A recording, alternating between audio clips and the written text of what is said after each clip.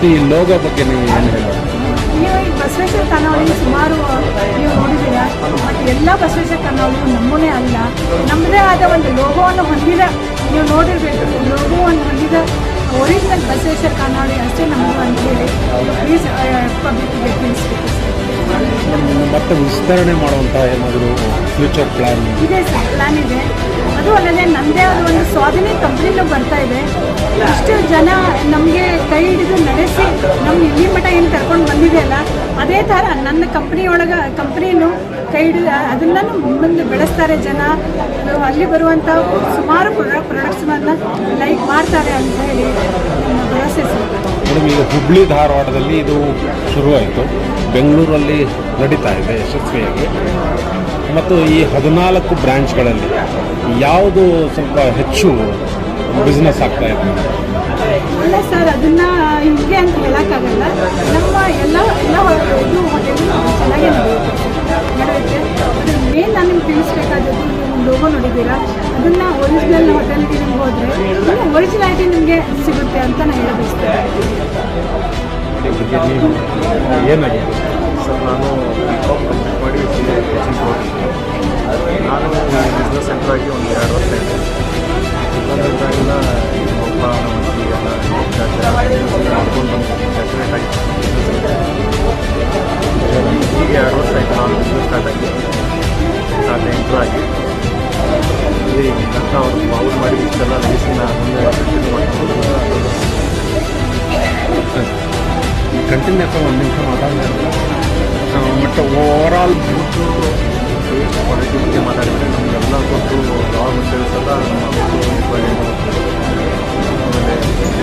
ಸಂಬಂಧದ ಕ್ವಾಲಿಟಿ ಎಲ್ಲ ಮೇಂಟೈನ್, ಒಂದೇ ಸೇಮ್ ಕ್ವಾಲಿಟಿ ಎಲ್ಲ ಕಡೆ ಮೇಂಟೈನ್ ಆಗ್ತದೆ.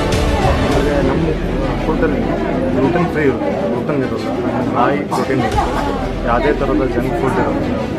ಅದಕ್ಕೆ ಎಲ್ಲರೂ ಡೈಟ್ ಮಾಡೋದು ಕೂಡ ಊಟ ಮಾಡ್ಬೋದು.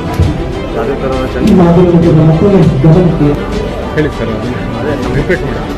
ನಮ್ಮ ಫುಡ್ ಬಗ್ಗೆ ಹೇಳೋದಂటే ನಮ್ಮ ಫುಡ್ಡಲ್ಲಿ ಫುಡ್ ಇಲ್ಲ. ಆಮೇಲೆ ನಾವು ಪ್ಯೂರ್ ಶೇಂಗಾ ಎಣ್ಣೆ ಯೂಸ್ ಮಾಡಿ ಅಡುಗೆ ಮಾಡ್ತೀವಿ. ಎಲ್ಲ ಥರದ ಡೈಟ್ ಮೇಂಟೈನ್ ಮಾಡೋದು ನಮ್ಮ ಊಟ ಮಾಡ್ಬೋದು. ಮಾತಾಡಿ, ತಮ್ಮ ಹೆಸರು ಹೇಳಿ. ನನ್ನ ಹೆಸರು ಸುಕನ್ಯಾ ಹಿರೇಮಠ ಅಂತ.